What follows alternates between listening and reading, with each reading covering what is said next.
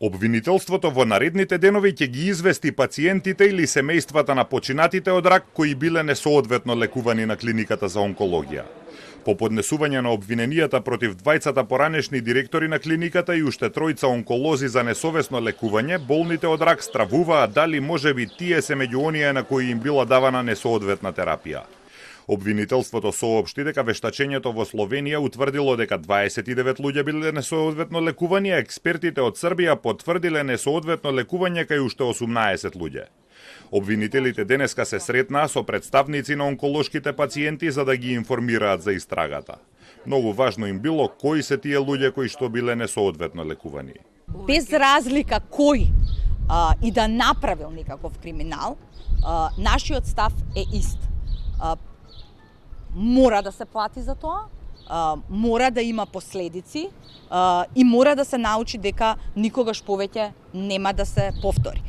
Што се однесува до пациентите кои што биле оштетени во текот на овие 5 години и што е утврдено во оваа истрага, ние како пациенти сметаме дека треба да бидат оштетени.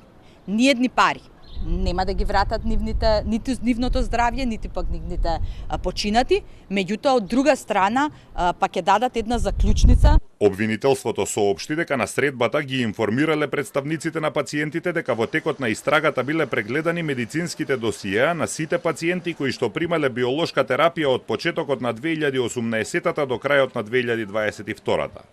Издвоиле 65 досиеа кои што биле сомнителни и ги пратиле на вештачење во Словенија и во Србија, а тамошните експерти утврдиле несоодветно лекување кај вкупно 47 луѓе.